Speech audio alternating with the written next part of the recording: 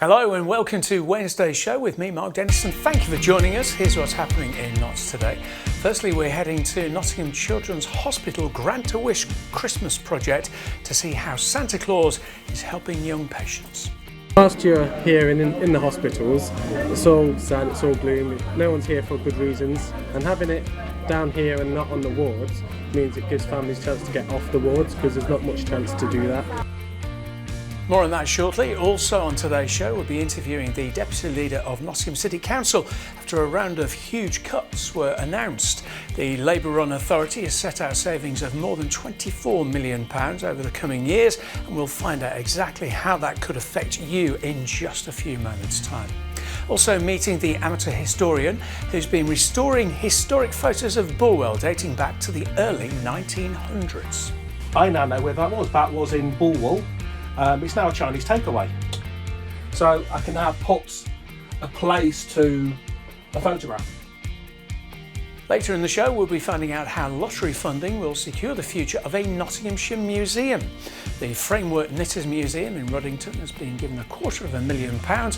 One of its chairs will be on the show later to explain how it will fund vital repairs and improvements. And in sport, we'll be hearing why, despite 5 successive losses in the league, Mansfield Town are still happy with the way they've taken to League One. I think if you look around the squad, we're a very experienced squad. We've got a lot of quality. I think if you come down to training and see the way we perform in training and how hard we work, I think you'd realise that. All of that and plenty more coming up. But firstly, Nottingham City Council has announced a fresh round of cuts as it tries to balance its books over the coming years. The Labour-run authority will find savings totalling more than £24 million over the coming 4 years, including reviewing parts of its social care provision and moving control of museums and heritage sites like Nottingham Castle back into charitable trusts. It all follows the authority effectively declaring bankruptcy last year. Here to explain the plans is Deputy Leader Councillor Ethan Radford. Hello. Thank you for coming in. First things first, can you put a figure on what your black hole actually is? So we have a new finance officer at the moment who's currently reviewing that figure. So we don't have a stamp on what it is exactly, but the current figure we have from previous assumptions is around £69 million for the next year. Right. And could it be more once this new finance person has crunched all the figures? It could be, but it's unlikely to be so. Right. The in-year budget gap, as I understand it, has gone up from 2.8 to 4 million. Why? It's quite normal within local government finance to have some fluctuations in year. Your estimations about what your budgets can be within certain periods within the year can sometimes be quite off, quite difficult to predict them. It's important to bear in mind we're a £1 billion organisation, so a fluctuation of 4 million compared to a £1 billion organisation is quite a small overspending year. But the county council's budget gap is much, much lower. County councils, completely different set of circumstances. The local government finance formulas for city councils and county councils is different. It's structured in a different way. Historically, rural authorities have been given more funding from government compared to urban authorities like Nottingham. But that's something that the new government has said they're going to change as they overhaul local government finance. But again, to people watching this, they will be well aware of the financial woes of the city council. Hearing about the current budget and the issues around that doesn't help their confidence in you. No, I think it's a valid concern. I think what's important to bear in mind is obviously the mistakes have been made in Nottingham which have been well documented and acknowledged to. But I think the other important thing to acknowledge is 14 years of austerity. That's not just Nottingham, that's every single council across the country having hundreds of millions of pounds taken out of their budget for 14 successive years. That has consequences. The whole purpose of the budget we're setting this year is to set a balanced budget, get our house in order as a council, so we can start delivering services that actually meet people's needs and start leading the city forward. You mentioned that this isn't just Nottingham, and that's right, but Nottingham is one of a handful of authorities who've effectively declared bankruptcy. So why is that? What's gone so badly wrong here?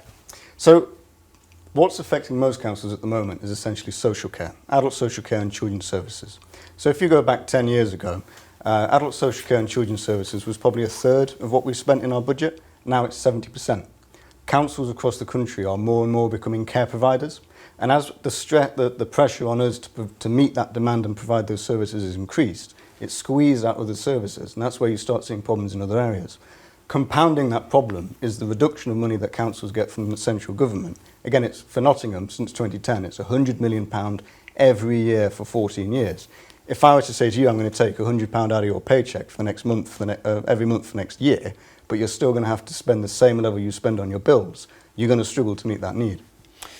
You mentioned there care. Let's talk about the people receiving care and the people giving care as well. It sort of feels like it's the most vulnerable who are always at the forefront of these cuts. So Why? I think what's important in the budget we're setting this year is quite a lot of the savings we're making are back office savings. It is the council getting its house in order. There's some inefficiencies we've identified, some layers of management we've identified that we can take out. So we're wanting to move away from making people on the front line feel it the most, which is why a lot of this is back office efficiencies. I think when you look at care packages and the most vulnerable in our society, as a council we have a statutory responsibility to meet people's needs for care. So we can't view their care package from a perspective of I'm going to take money out of your care package. We have to view it by law from a perspective of what is your need and I will meet your need. So in terms of the most vulnerable in our society, they will always be cared for, they will always be looked after. Even more so with the new government that's in place now that's announced a number of new measures in place to support the most vulnerable in society. You mentioned about the council looking at itself and making efficiencies. Why now? What's taken so long to do that? So we are a £1 billion organisation with 7,000 members of staff. Things take time in the council. A lot of the proposals we're putting forward this year have taken about a year or so to put together. It isn't easy to go through as an organisation of that size in the public sector and put forward proposals at such a speed. So we've managed to identify those in the previous year or so. They're finally ready for formulation. I think as well it's an acknowledgement of looking at the areas which are causing us the most pressures. We talk about things in the past like libraries and community centres. That's not where the overspend is. The overspends are in the areas where the budgets are tens of millions of pounds, not a few £1 million. Are you looking at job cuts? Inevitably, we'll be looking at job cuts. How many? I don't know off the top of my head. We haven't arrived at a figure yet because the review will have to take place. But the fundamental point is the council exists to meet people's needs. We exist to provide services and we exist to take the city forward.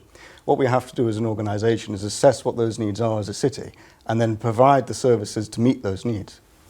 Thank you for coming in. Appreciate your time. Thank you.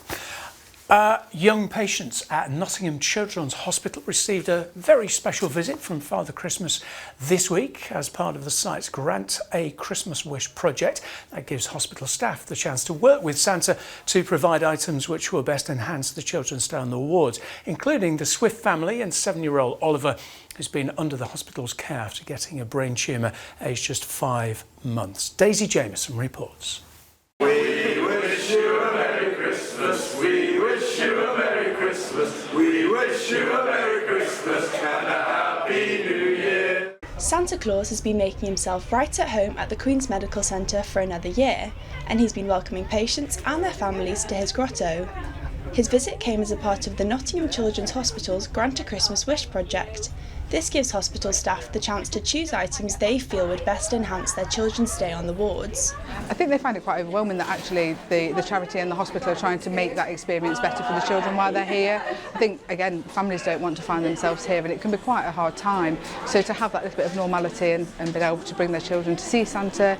We did breakfast with Santa yesterday as well, where they could just come off the ward and spend that little bit of time with Santa and other families that are in the same boat. I think means a lot to them. The Swift family are amongst those at the festive meet and greet. Their son Oliver started treatment for a brain tumour at just 5 months old after being given a 2% chance of survival. He's now 7 and his parents say they don't know where they'd be without the help of the hospital. It just gives a bit of joy at a sad time. See, whilst you're here in the hospitals, it's all sad, it's all gloom, no one's here for good reasons. So you kind of do feel a little bit isolated as well, so doing something like this, it's really nice. And having it down here and not on the wards means it gives families a chance to get off the wards because there's not much chance to do that. The Nottingham Rugby Elves joined Santa and helped to spread some festive cheer as they made special trips to the children's wards, handing out gifts to those patients who couldn't get to the grotto. Look, we just want to give back. We're super proud of being in Nottingham. We've been in the city since 1877 and we just want to give back to the people of Nottingham where we can. We get some really great donations from the players, from families, from supporters. It's been fantastic to see what we've managed to gather up to bring in. From medical equipment to games and toys, the Grant a Christmas Wish project is one which brings magic and joy to young patients, not just at Christmas but throughout the whole year too. Ho, ho, ho! Daisy Jameson for Notts TV.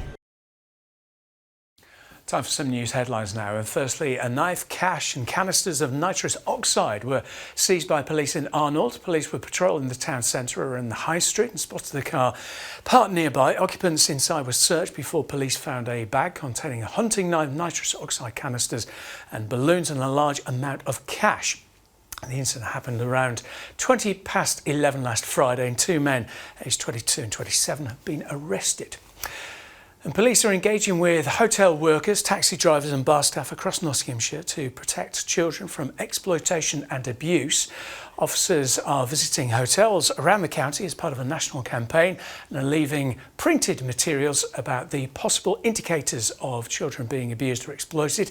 That includes guests who don't have luggage or ID or significant age gaps. Similar indicators being given to taxi drivers and bar staff and licensed venues to protect vulnerable children in public.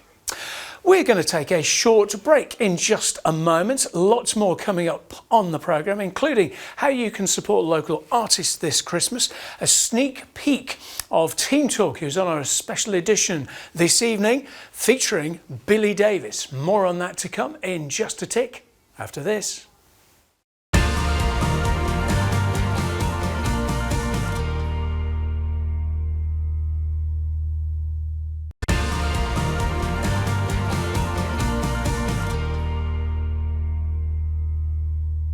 Hello and welcome back to Notts Today with me, Mark Dennison. Thank you for joining us. Here are some more news headlines.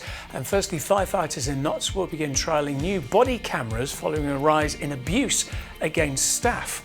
Nottinghamshire Fire and Rescue Service says there's been a significant rise in incidents of abuse against its staff, including as recently as November this year when fireworks were launched at emergency services in Radford on Bonfire Night.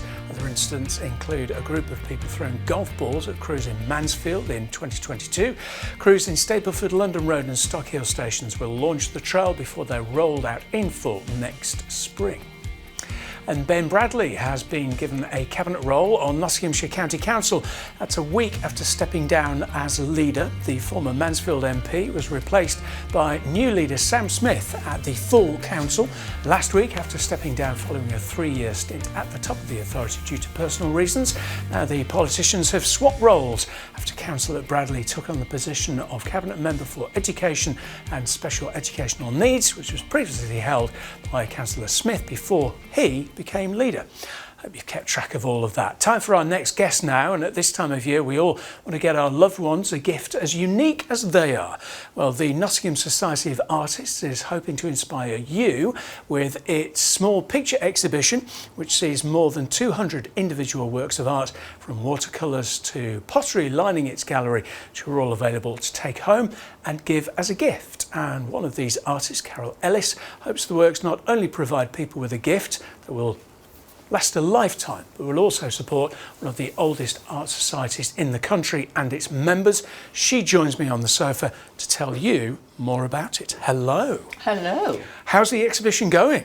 Splendid, thank you. Good. Yeah, but we want lots more people because it's all very marvellous. There's lots of fantastic diverse array because it's such a collection of artists with different styles using different mediums. So we have watercolourists, we have oil painters, we have potters, we have acrylics. It's a fantastic show and I think the whole of Nottingham should come and see it. Okay, you heard Carol. Get on it. We'll talk about where and when in just a minute.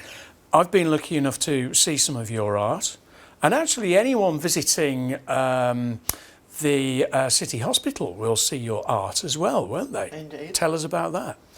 Well, I was very fortunate. I applied for a Arts Council grant. It was successful. So that funded a manic period of creativity. It was an absolute wonderland. And I worked crazy to tell the story of breast cancer as a survivor. So it was thrilling to do it.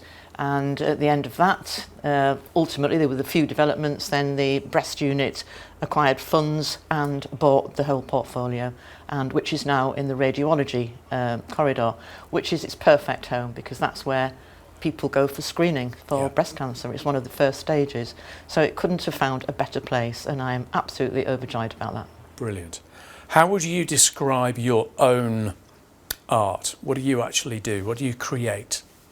Well, everybody has their signature, and I think I am known because all of my art has a very glossy finish, because it's finished with resin, but it's contemporary. So it's, I suppose, contemporary realism. So some things might just be a colourful blur. I mean, like any artist, if you are static, you're not growing, you're not developing. So you embrace other things. So I now introduce clay and sculpture and other elements to the painting, so that it says what I want it to say. Yeah. So yes, I think it's such an adventure. So the Nottingham Society of Artists, it is an open doors, it's a fantastic community hub, and it's an opportunity for anybody to explore their creativity, express themselves. They join the society and they can show their work at a collective exhibition such as the one that's on now, the Small Pictures. It's a very interesting idea, not just to come along and see all of this lovely art, but to be able to come along and buy something and take it away. That's quite a novel thing to do. Well, that's the plan, Stan. Yeah. This is what we want. Yeah.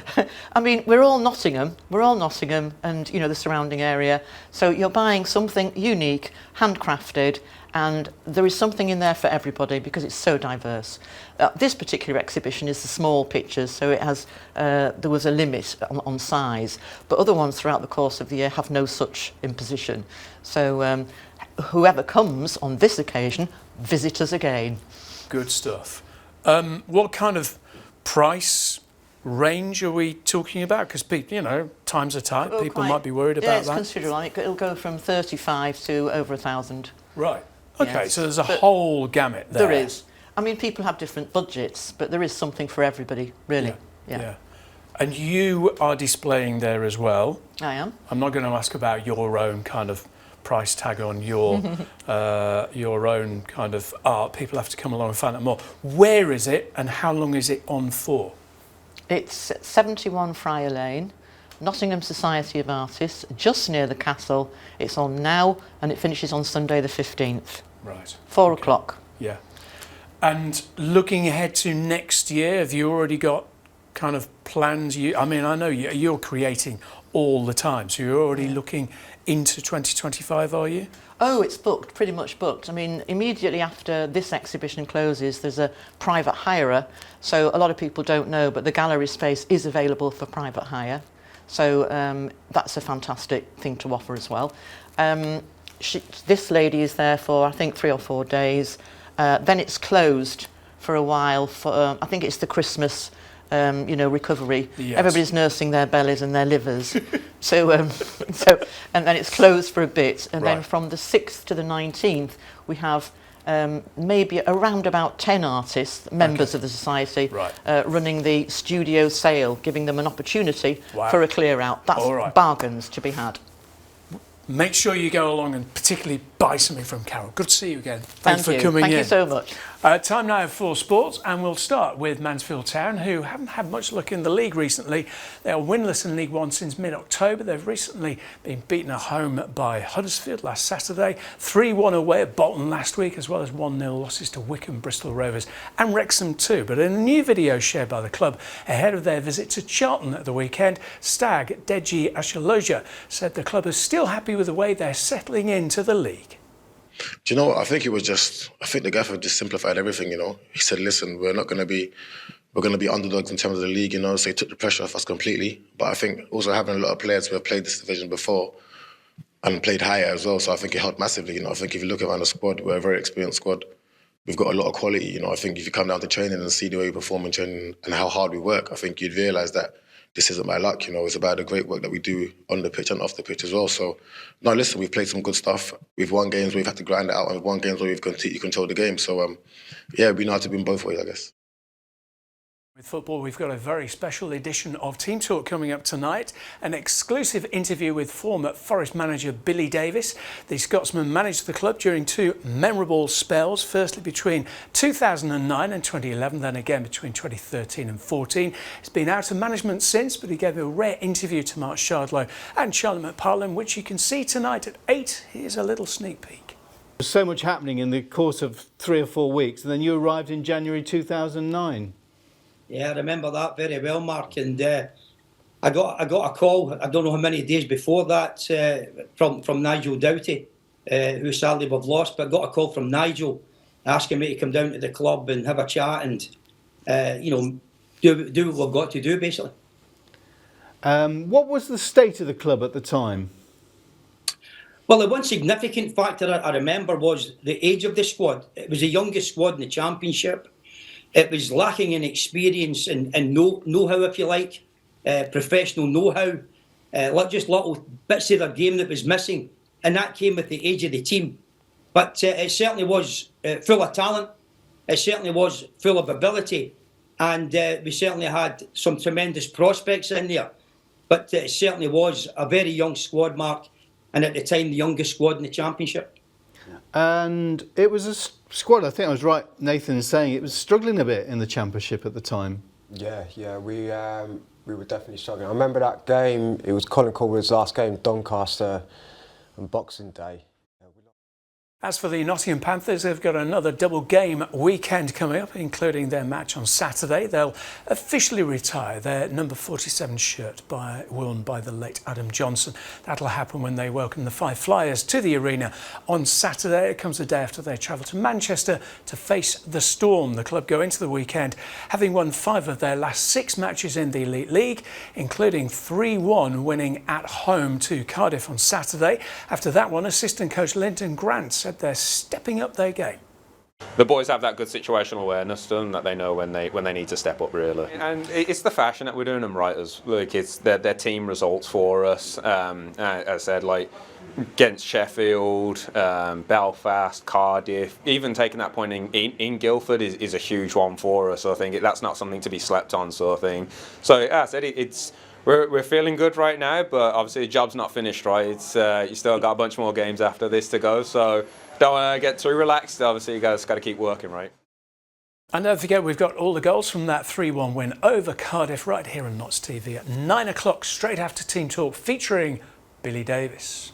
Finally, in rugby, Nottingham got back to winning ways at the weekend when they comfortably saw off Cambridge away. The Archers went into the match on the back of 4 successive losses, but found their form against a struggling Cambridge side. Ryan Olawufula and Jack Dickinson both went over twice as the side scored 7 tries to leave Grantchester Road with a 43-10 point win. The side are back in action at home on Friday when they welcome Chinor to the Bay. Here is your picture of the day now, a rather mysterious shot of the council house, thanks to Capture by Coops for this one. As for your weather, it's a little bit grey really in the next few days. Tonight, dry, temperatures down to 5 Celsius. Tomorrow starting off with some mist as well. Oh, different grey, changing to cloudy by lunchtime. Different grey again. Highs of 9, lows of 7. Looking ahead to Friday, once again overcast for most of the day. Highs of 8 and lows of 5. Another short break coming up. Your What's On guide and talking to Net about their Christmas plans next.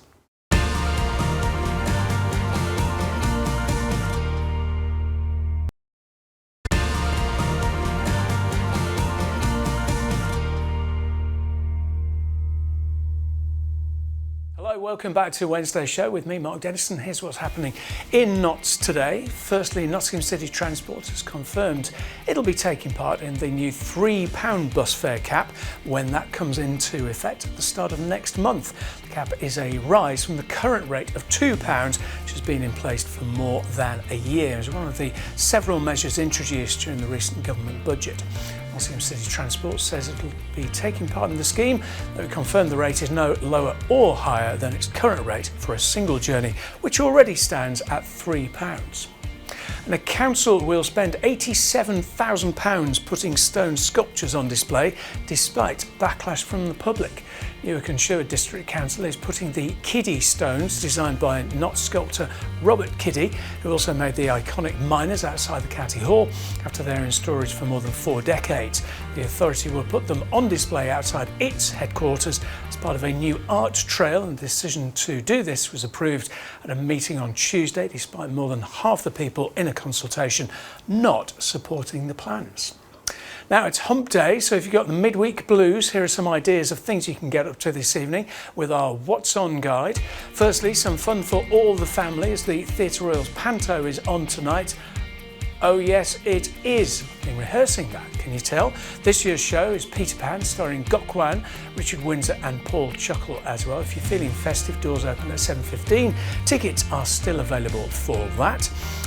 This one for adults, shall we say, you can head to the Carousel from their collage and cocktails night for some creativity and crafty drinks. That one starts at 7 p.m. Tickets are £6. And finally, the Pete Donaldson Blues Band. They're jamming at West Bridgeford Library tonight. Get down there for 7:30. Needs to be quick though, tickets are selling fast. Have a lovely Wednesday evening, whatever you decide to do. Now, chances are if you're going to some of those events or something else, you may well hop on a tram or two. If you do that, make sure you buy your ticket, because Operator Net is cracking down on illegal tram travel over the winter. They've refreshed their campaign. You've seen these posters being put up across Notts as part of an ongoing crackdown of fare dodging. Hard-hitting graphics hoping to remind travellers fare evasion is a crime that can result in a £70 fine. This all comes as the service begins offering more frequent trams later in the evening to support people shopping over the Christmas period, aimed at reducing traffic into the city centre and making it easier for shoppers too. Here to tell us all about it is Net Head of Operations, Trevor Stocker. Hello, Trevor. Good to see you. Hi, good evening, Mark. Let's talk about the crackdown firstly. Why now? Well, it's a great time of year. Now, the tram network is really busy to remind people about the importance of buying their ticket before they board the tram. We really want to challenge some of the misconceptions around fare evasion, that it's just this one time, it'll be all right. And actually, you know, like you've said, it's a crime, and we want to make sure that people travelling on the network are paid for their journey and can travel with us. How big a problem is fare evasion for you? So it's really important for us to have a high visibility presence across the network to deter fare evaders that are out and about on the network. We've got teams working right across the day, taking parts in all kinds of activities to ensure customers have got their tickets and have paid for their fare before they're board. Right. Is there any leniency? And the reason I ask is you might have people using a tram that haven't used it or haven't used it in a long time, and there might be a genuine reason why they haven't bought a ticket. Is it a fine straight away, or is there any leniency at all? So really we want to make sure that the key message is here: you need to buy your ticket before you board the tram.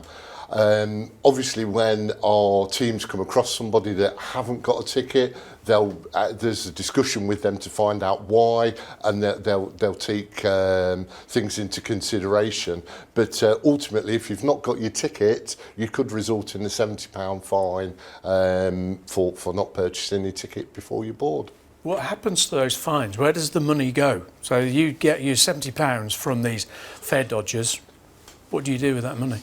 So the money from fare evasion is reinvested into work with to help us tackle further fare evasion, whether that might be new equipment such as body-worn cameras, liaising and working with other external bodies such as Nottinghamshire Police, and investing in further campaigns to make sure that fare evasion is recognised and is a key message for the public.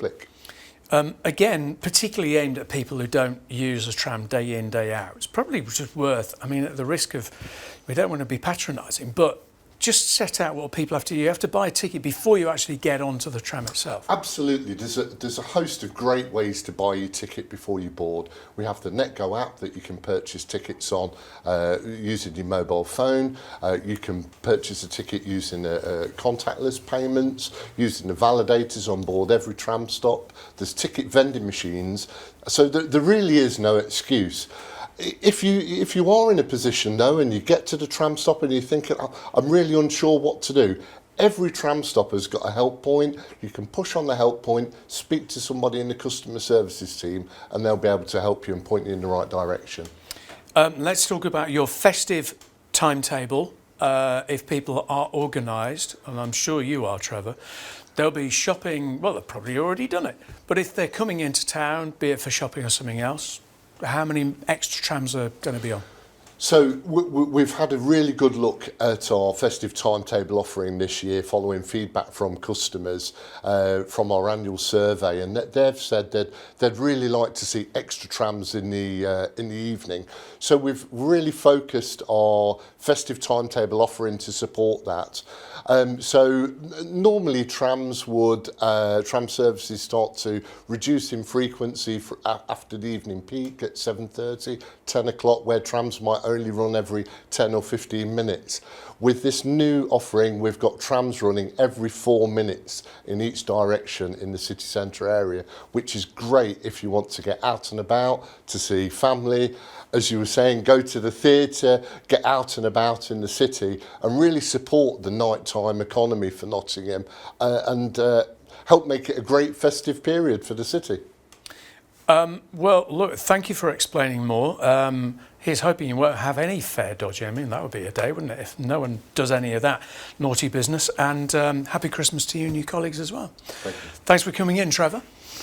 Let's have another look at something we featured earlier in the show. This is young patients at Nottingham Children's Hospital receiving a very special visit from Father Christmas himself. This is part of the site's Grant a Christmas Wish project, which gives hospital staff the chance to work with Santa to provide items which will best enhance the children's stay on their wards.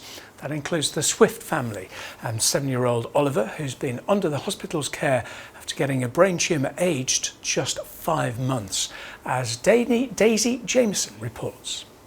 We wish you a Merry Christmas, we wish you a Merry Christmas, we wish you a Merry Christmas and a Happy New Year. Santa Claus has been making himself right at home at the Queen's Medical Centre for another year, and he's been welcoming patients and their families to his grotto. His visit came as a part of the Nottingham Children's Hospital's Grant a Christmas Wish project. This gives hospital staff the chance to choose items they feel would best enhance their children's stay on the wards. I think they find it quite overwhelming that actually the charity and the hospital are trying to make that experience better for the children while they're here. I think, again, families don't want to find themselves here, and it can be quite a hard time. So to have that little bit of normality and be able to bring their children to see Santa. We did breakfast with Santa yesterday as well, where they could just come off the ward and spend that little bit of time with Santa and other families that are in the same boat. I think means a lot to them. The Swift family are amongst those at the festive meet and greet. Their son Oliver started treatment for a brain tumour at just 5 months old after being given a 2% chance of survival. He's now 7 and his parents say they don't know where they'd be without the help of the hospital. It just gives a bit of joy at a sad time. See, whilst you're here in the hospitals, it's all sad, it's all gloom, no one's here for good reasons. So you kind of do feel a little bit isolated as well, so doing something like this, it's really nice. And having it down here and not on the wards means it gives families a chance to get off the wards, because there's not much chance to do that. The Nottingham Rugby Elves joined Santa and helped to spread some festive cheer as they made special trips to the children's wards, handing out gifts to those patients who couldn't get to the grotto. Look, we just want to give back. We're super proud of being in Nottingham. We've been in the city since 1877, and we just want to give back to the people of Nottingham where we can. We get some really great donations from the players, from families, from supporters. It's been fantastic to see what we've managed to gather up to bring in. From medical equipment to games and toys, the Grant a Christmas Wish project is one which brings magic and joy to young patients, not just at Christmas but throughout the whole year too. Ho, ho, ho! Daisy Jameson for Notts TV. Time for some more news headlines now. And firstly, police tracing a burglary at a charity shop in West Bridgford launched a CCTV appeal. Police were called to the Extra Care store at Wilford Lane Retail Park on November the 7th after reports of a break-in. Officers say a scaffolding pole was used to force the way through the building's roof while the store was closed, causing significant damage. Now, Nottinghamshire Police have released the CCTV pictures now on your screen because they think the man pictured could help with their inquiries. Anyone who can help can call them on 101. And a complaint has been lodged against a Rushcliffe councillor after a comment about a non-native English-speaking colleague. Conservative councillor Phil Matthews said he could only understand about every 10th word by Labour's Dora Polenta, who's Greek. As she spoke at a meeting last week, Councillor Matthews made a point of order to also challenge the relevancy of her comments during a farming debate. Now, the Labour group has written a formal complaint about the comment, while the politician said he apologised and had no intention of causing offence. One last break of the show now, but when we come back, we'll be meeting a historian who's been restoring photos of Bulwell that are more than a century old. That and more in just a moment.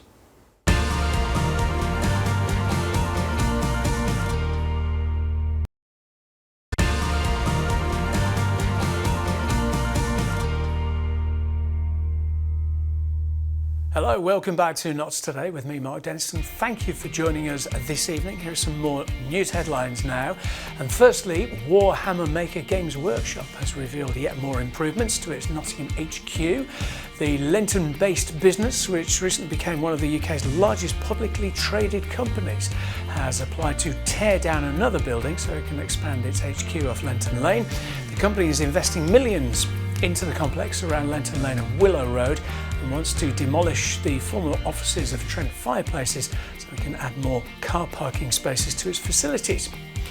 And train operator East Midlands Railway is reminding customers about major timetable changes during the Christmas period. The company will have no trains running in or out of St Pancras between Saturday the 21st and Sunday the 29th of December due to engineering works, and there'll be no Christmases at all on Christmas Day and Boxing Day. Passengers wanting to access London from Nottingham will be able to get the train to and from Bedford, where a replacement bus service is connecting with London. Moving on now, and uncovered, unearthed and revitalised are just some of the words to describe a series of historic pictures of Bulwell, which have fallen into the hands of historian Paul Turton. Paul has lived and worked in the town for most of his life. He's looking to put a name to some of the faces that would otherwise be dusty relics of the past. He was passed the mystery boxes of glass slides 7 years ago. While he's got no formal qualifications, he's been using technology to bring the images, some date back more than a century by the way, back to life and to find the stories behind the photos. We went down to meet him last week. Have a look. I was approached in about 2017 by a lady who said, I've got a load of glass slides of Bulwell. I don't know what's on them.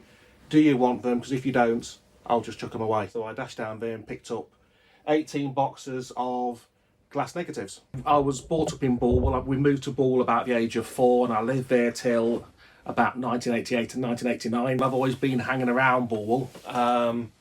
So that's where the interest came from, really. So I bought the right equipment I needed to do, and then I started.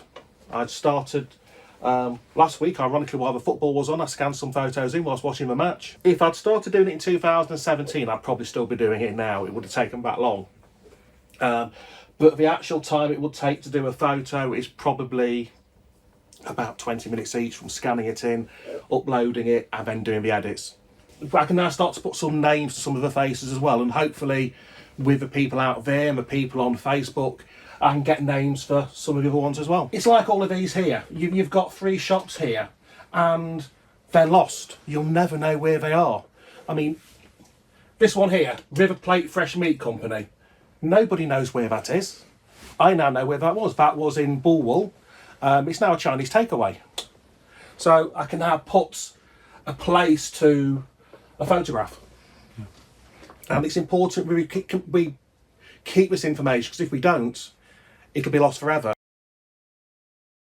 We will stay with the theme of local history. It's time for our final chat of the show, and the Framework Knitters Museum in Ruddington has just been awarded grants totalling more than £250,000 to give its site a sustainable update. The volunteer-run museum is dedicated to preserving Nottinghamshire's rich textile manufacturing heritage, and the project, called A Stitch in Time, will see various works carried out on the site, from new insulation to accessibility, all in an effort to reduce energy costs and to keep preserving our past well into the future.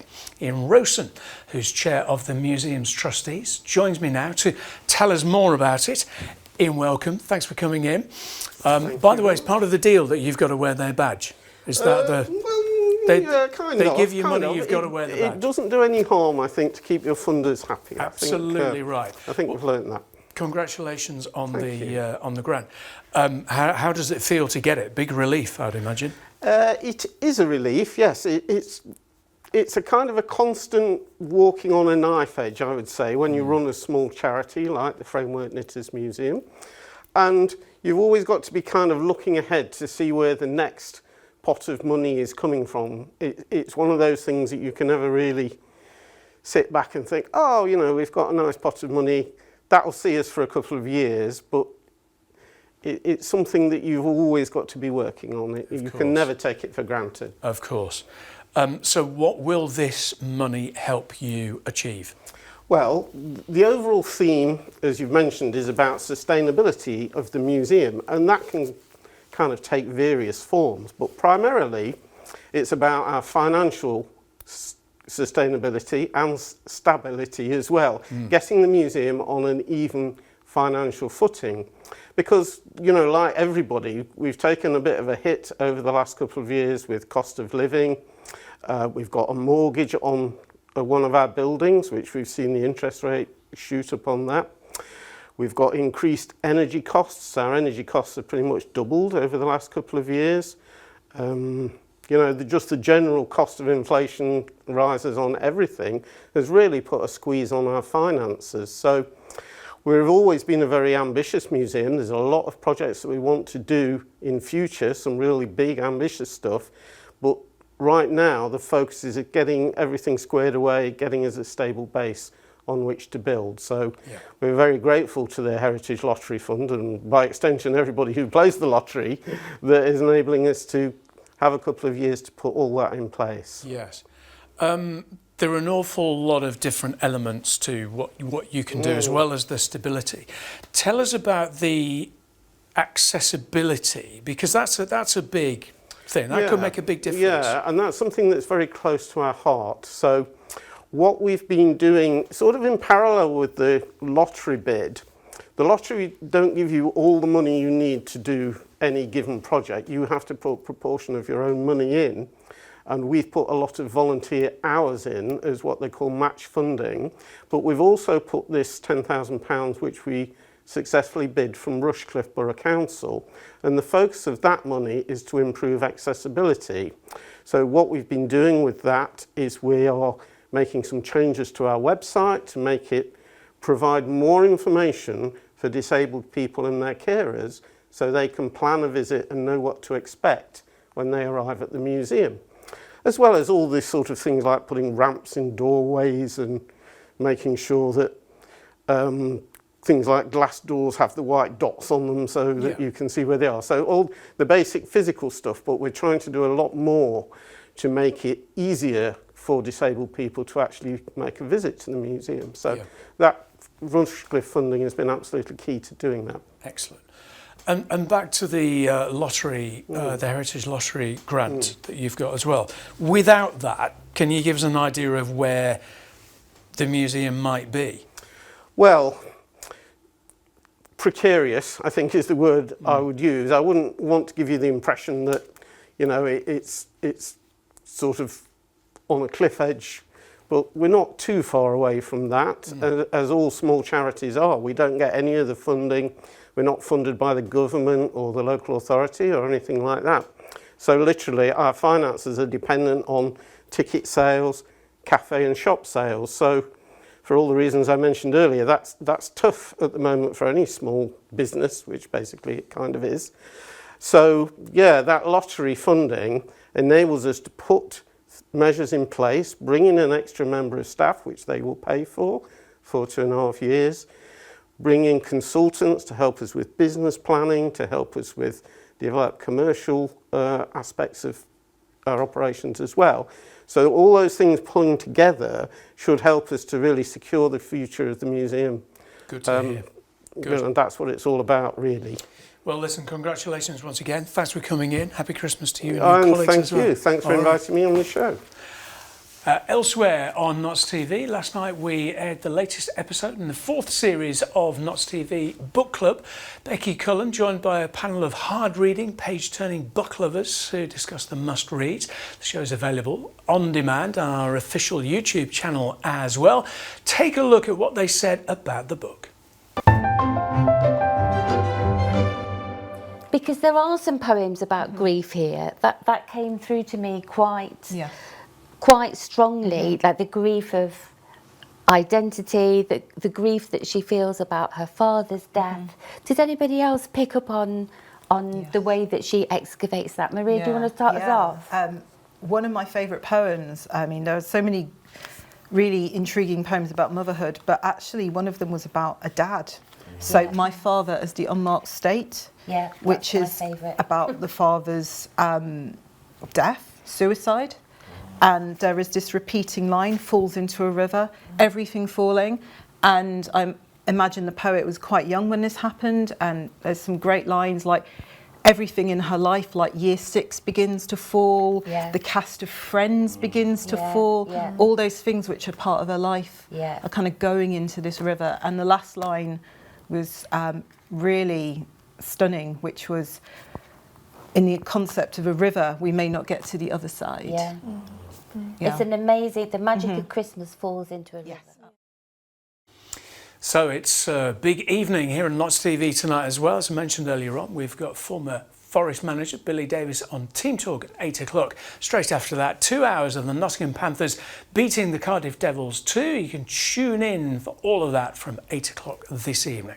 It's another look at your picture of the day now. A moody and mysterious shot of the council house. Thank you to Captured by Coops for this one. Keep your pictures coming up, you might just see them on telly. Weather-wise, it's same old for the next few days actually, down to 5 degrees overnight. Tomorrow, starting overcast, could be some mist in places as well. Highs of 9 Celsius, lows of 7. Looking ahead to Friday, once again overcast for most of the day actually. Highs of 8 degrees and lows of 5. Pretty much it, really. Thank you again for watching. Thank you to all of our brilliant guests as well. Emma Caldwell's here at the same time tomorrow to do it all over again. But from everyone here on Notts Today, thank you very much indeed for watching. Don't forget, Billy's on with Mark and Charlie on Team Talk tonight at 8, and the Panthers later as well. Bye-bye.